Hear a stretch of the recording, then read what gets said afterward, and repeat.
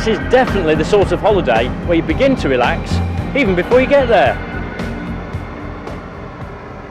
The ferry crossing to the Isle of Wight takes around half an hour, and as there are no lengthy airport transfers when you arrive, you can be on the beach in no time. The island has miles of sandy beaches where everyone can enjoy some good old-fashioned seaside fun.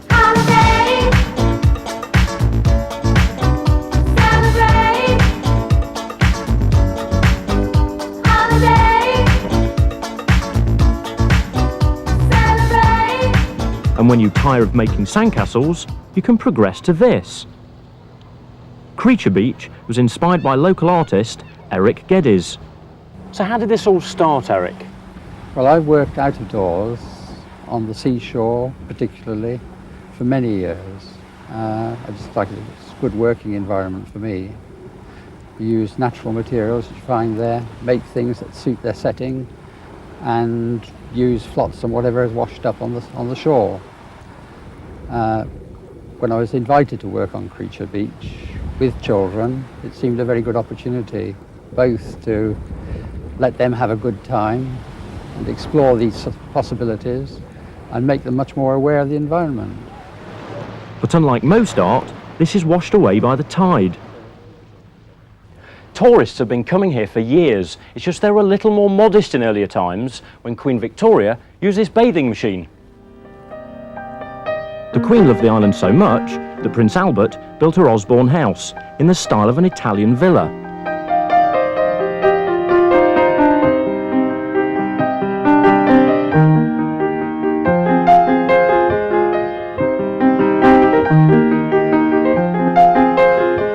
Of course, where royalty went, others followed, and there are many reminders of the Victorian age, such as the charming village of Bonchurch.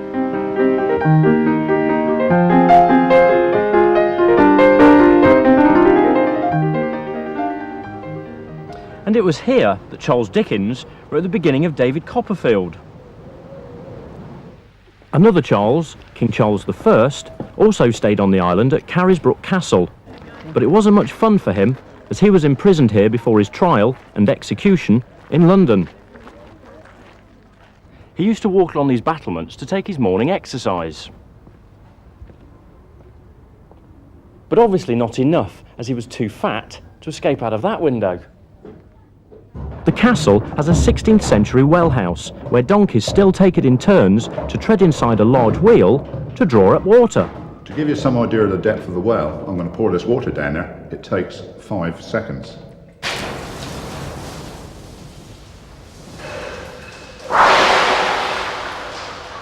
That's a long way down. It certainly is.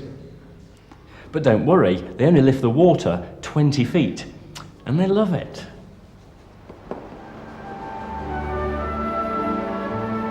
But the history of the island goes back a lot further than that. In fact, 120 million years ago, it was all part of a continent where dinosaurs roamed. And this is a sort of a dinosaur freeway. In the cliffs, you'll find fossils of plants and animals, and on the beach, you'll find footprints of dinosaurs, such as this one here. Now, there's the heel, there's the middle toe, and the 2 toes either side. They're very big and they're very heavy. So it's a good job you're not allowed to take them away with you.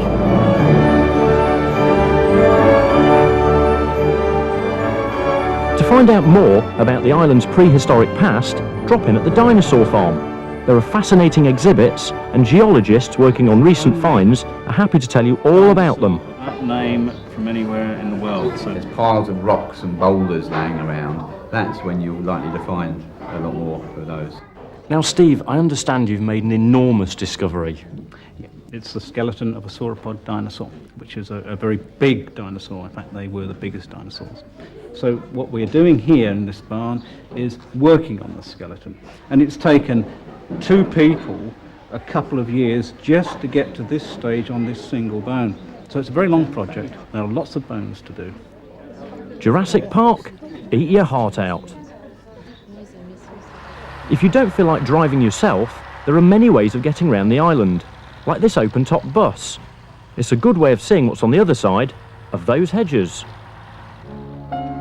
Or you can take a leisurely horse ride.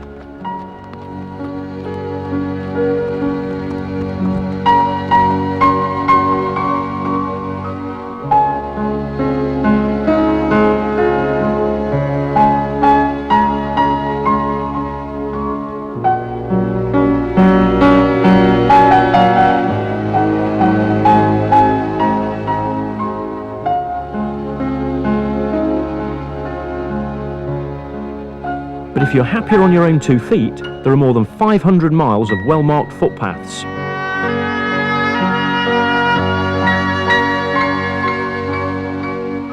Follow them inland for some beautiful countryside. You'll also come across lovely villages.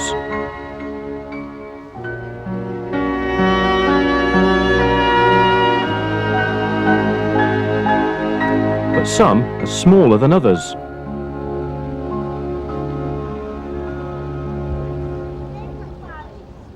This model village is an exact replica of God's Hill. So much so that there's a model of the model village. They say the full-size version is the most photographed place on the whole island, and with its 1,000-year-old church and thatched cottages, you can see why. Nearby is Hazley Manor. It's had many illustrious owners, including King Harold and William the Conqueror. Nowadays, its gardens and farmyard are popular with visitors.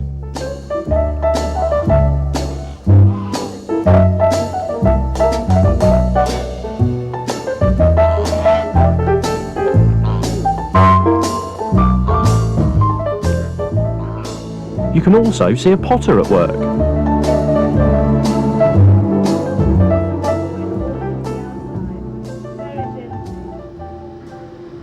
And here, they still make sweets the traditional way. Anything from after-dinner white mince to good old favourites, rhubarb and custard.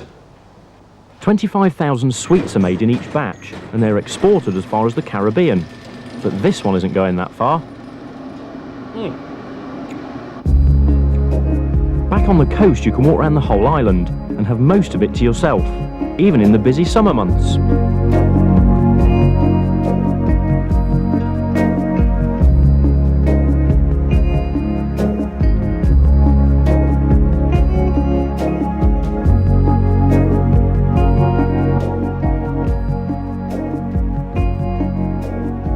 But you're in for a bit of a surprise at Allen Bay. Well, I didn't expect to find one of these here, but it gives you a great view of the island's most famous landmark, the Needles.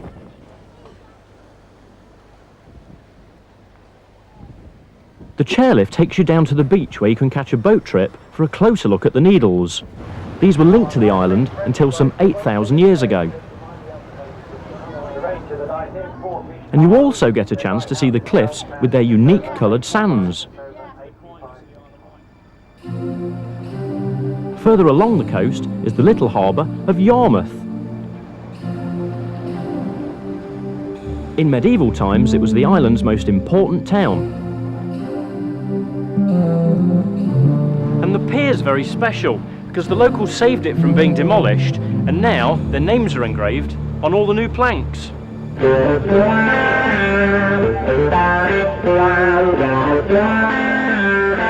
They seem to know a thing or two about sailing here.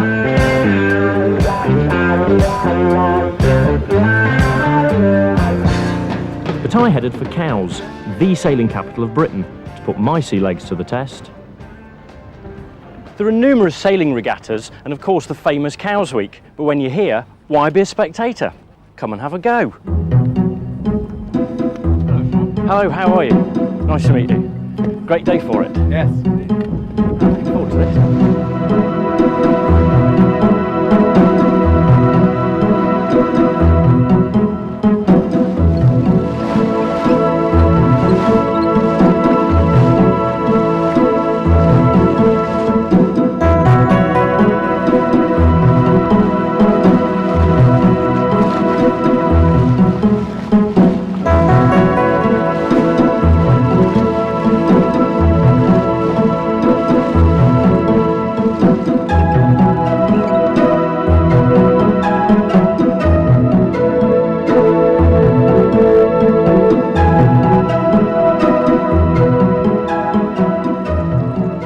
The Isle of Wight. You may only be a few miles from the south coast, but you certainly feel you can just get away from it all here.